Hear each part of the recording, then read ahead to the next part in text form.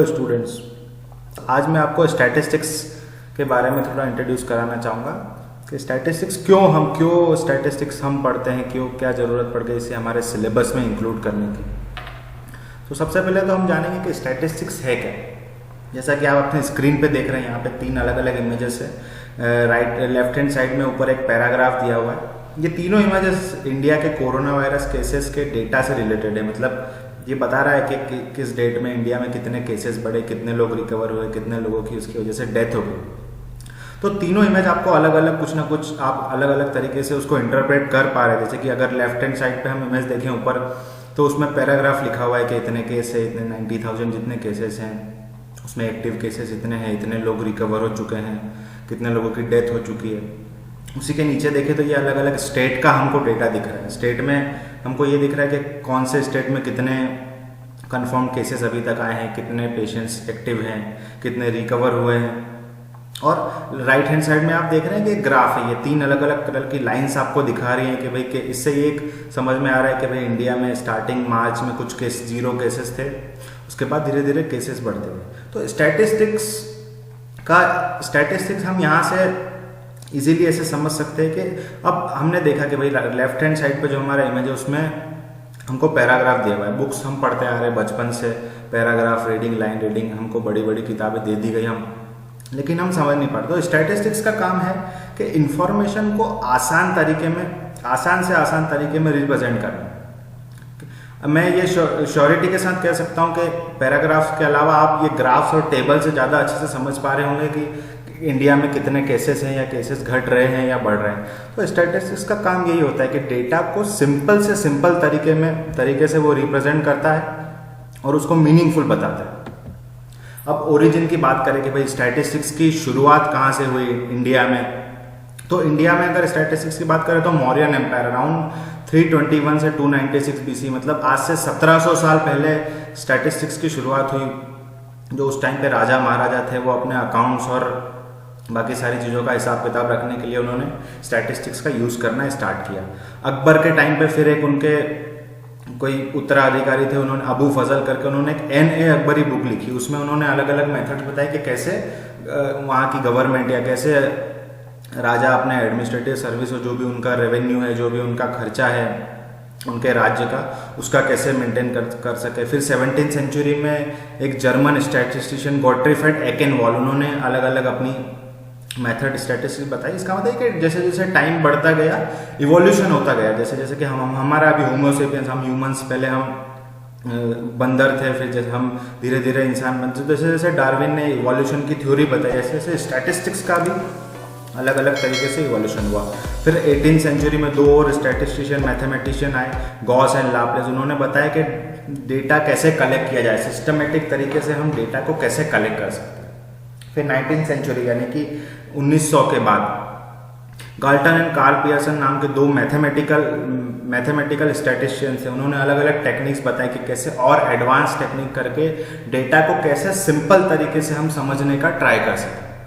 अगर इंडिया में अगर मेजर कंट्रीब्यूटर की बात करें तो वो थे डॉक्टर PC महालनोबिस, जिन्होंने उन्होंने अपना योगदान दिया स्टैटिस्टिक्स की फील्ड में। और इंडियन स्टैटिस्टिकल इंस्टीट्यूट नाम का एक ऑर्गेनाइजेशन, एजुकेशनल ऑर्गेनाइजेशन, जो कि कोलकाता और दिल्ली में सिचुएटेड है, वहाँ पे अलग अलग स्टैटिस्टिक्स के कोर्स चलते हैं। अगर आप some of you might be interested in doing your bachelors और masters in statistics, so you can do it from Indian Statistical Institute. अब हमने देखा कि भाई स्टैटिस्टिक्स इवोल्यूशन कैसे हुआ, कैसे आगे बढ़ता गया। मतलब हमने देखा कि भाई मौर्यन एम्पायर से हम 20th सेंचुरी में आए, अलग अलग तरीके से लोग, जैसे जैसे टाइम बीतता गया अलग अलग मेथड्स इवॉल्व होती गई। तो स्टैटिस्टिक्स भी आज एक हमारे करिकुलम का इम्पॉर्टेंट हिस्सा बन चुका है। वो कोई सा भी डिसिप्लिन हो, BCom हो, BBA हो, MBA हो, इवन इकोनॉमिक्स है, तो आर्ट्स या सोशल साइंस में भी स्टैटिस्टिक्स का इम्पोर्टेंस उतना ही बढ़ गया है। अब इम्पोर्टेंस बढ़ गया तो उसके यूजेस भी हैं साथ में, तो हम यूजेस जानने की कोशिश करेंगे। तो स्टैटिस्टिक्स के मेन 3 यूजेस है। सबसे पहले डेटा कलेक्शन, मतलब आपको अगर किसी भी इंफॉर्मेशन के बारे में, किसी भी चीज़ के बारे में आपको जानकारी लेना है तो आपको उससे रिलेटेड डेटा कलेक्ट करना होगा। मतलब अगर आपको फॉर एग्जांपल कि भाई आपके स्कूल के स्टूडेंट्स हैं, उनके मार्क्स का इन्फॉर्मेशन चाहिए तो आपको जाके कलेक्ट करना होगा, यानी कि आपको पता करना होगा कि कौन से स्टूडेंट ने कितने, कौन से सब्जेक्ट में कितने मार्क्स स्कोर किए हैं।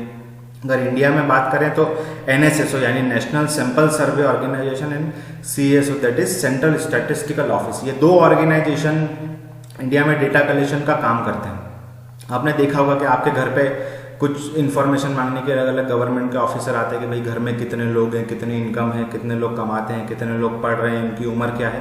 तो सिंपल वही डेटा कलेक्शन है, वो उस डेटा को कलेक्ट करके पब्लिश करते हैं और फिर उसको एनालिसिस करते हैं। अब एनालिसिस का मतलब क्या? एनालिसिस का मतलब ये कि डेटा को और मीनिंगफुल बताना, कि भाई इजी से इजी तरीके में हम इंफॉर्मेशन जो हमने ली है, रॉ इन्फॉर्मेशन, हमारे पास जो रॉ डेटा है, उसको इजी से इजी तरीके में एक्सप्लेन करना ही एनालिसिस, डेटा एनालिसिस बोलते हैं। उसके लिए स्टैटिस्टिक्स में अलग अलग टूल्स है, जैसे डिस्क्रिप्टिव स्टैटिस्टिक्स है, ग्राफ्स, जैसे हमने कोरोना वायरस वाले एग्जाम्पल में देखा, ग्राफ्स है। फिर अलग अलग आगे आने वाले चैप्टर्स में हम पढ़ेंगे मीन, मोड, मीडियन, ऐसे बहुत सारी चीज़ें हैं, फार्मूले, मैथ्स और काफ़ी सारी चीज़ें। उससे हम डेटा को एनालाइज कर सकते हैं कि भाई ये जो डेटा हमने कलेक्ट किया है ये हमको क्या बताना चाह रहा है। अब तीसरा काम जो यूज है जो स्टैटिस्टिक्स का, वो है इंटरप्रिटेशन। इंटरप्रिटेशन मतलब उससे हमें मीनिंगफुल इंफॉर्मेशन एक्सट्रैक्ट करना। जैसे कि अब हमने डेटा कलेक्ट किया, एनालाइज किया कि भाई डेटा कैसा है हमारा, क्या उसका कैरेक्टरिस्टिक है, तो हम इंटरप्रेट करके सामने वाले को उस डेटा से क्या समझा पा रहे हैं। अभी जैसे आपने देखा कि भाई पॉपुलेशन का डेटा पब्लिश हुआ, पेपर में आया कि भाई हमारी जनसंख्या 135 करोड़ हो गई। अब उस 135 करोड़ में से युवा लोग कितने हैं, 60 साल से ऊपर के लोग कितने हैं, उसमें से कितने लोग अनएम्प्लॉयड है, कितने लोग एम्प्लॉयड है। तो बेसिकली ये स्टैटिस्टिक्स का काम है। अब 2 तरह के डेटा स्टैटिस्टिक्स में हमको मिलते हैं, ये क्वांटिटेटिव एंड क्वालिटेटिव डेटा। वो समझने से पहले मैं आपको 2 इंपॉर्टेंट टर्म समझाना चाहता हूँ, that is population and sample. फिर से एग्जाम्पल के तौर पे हम बात करें कि आपको आपके स्कूल के क्लास 12 के स्टूडेंट्स का डेटा चाहिए, क्लास 12 के स्टूडेंट्स का मार्क्स का आपको डेटा चाहिए। तो जो सारे स्टूडेंट्स होंगे, जो टोटल हमारा जितने भी लोगों का हमको डेटा चाहिए, दैट इज अवर पॉपुलेशन। मतलब जितने भी ऑब्जर्वेशन या जितने भी लोगों की स्टडी हमको करना है वो हमारा पॉपुलेशन होगा। और उसी पॉपुलेशन में से अगर हम 10 या 15 लोग, 10%, 15% या 20% लोगों की डिटेल्स हमको चाहिए तो वो हमारा सैंपल होगा।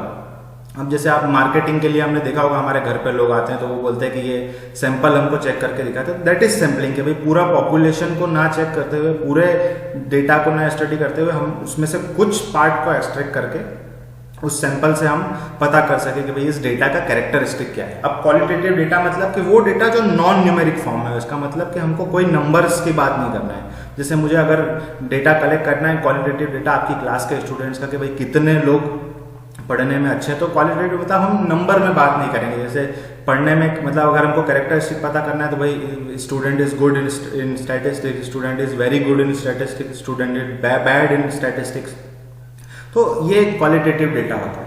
वहीं अगर क्वांटिटेटिव डेटा की बात करें तो वो नंबर फॉर्म में होता है। जैसे मैंने मार्क्स, स्टूडेंट्स के मार्क्स का एग्जांपल दिया, मार्क्स मतलब कि कितने स्टूडेंट को कितने मार्क्स आए, तो that is called quantitative data. मतलब हम क्वांटिटी के टर्म में, हम मतलब नंबर के टर्म में हम बात कर रहे हैं। 2 और इम्पोर्टेंट, आप यहाँ पे हम बात करेंगे कि भाई डेटा कलेक्शन मेथड्स कितने टाइप के होते हैं।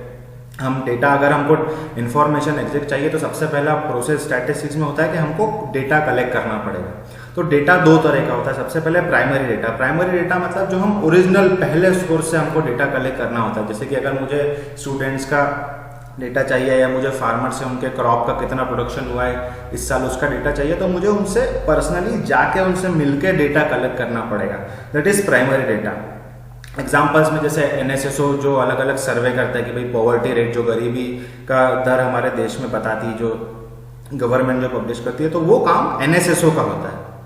वहीं सेंसस का, जैसे पॉपुलेशन के लिए हमारे घर पे, जैसे मैंने एग्जांपल दिया था कि हमारे घर पे पॉपुलेशन के बारे में जानकारी लेने आते हैं, that is called primary data collection. मतलब वो पहले सोर्स से डेटा कलेक्ट कर रहे हैं, वो कहीं और से उस डेटा को नहीं उठा रहे हैं, किसी और से जानकारी नहीं ले रहे हैं डेटा के बारे में। वहीं सेकेंडरी डेटा मतलब जो ऑलरेडी डेटा कलेक्टेड है। अभी जैसे पेपर में पब्लिश हुआ कि भाई इंडिया का आज महंगाई इतनी है, तो वो ऑलरेडी RBI है ना, जो भी इंडिया रिसर्च एजेंसीज है, उन्होंने ये डेटा ऑलरेडी कलेक्ट करके उसको पब्लिश कर दिया है। तो तो वो हमारे लिए सेकेंडरी डेटा सोर्स हो जाएगा। हम कहीं और से उस डेटा को उठा के हमारे इस्तेमाल में लेके आ रहे हैं। से इन्फ्लेशन का डेटा है, जीडीपी का डेटा मतलब हमारी जो आर्थिक दर है देश की, उसका डेटा हर साल पब्लिश होता है। फिर डेथ रेट मतलब कितना मृत्यु दर है हमारे देश में, बर्थ रेट मतलब कितने बच्चे हर साल पैदा हो रहे हैं। तो ये 2 इंपॉर्टेंट डेटा कलेक्शन की मेथड्स हैं।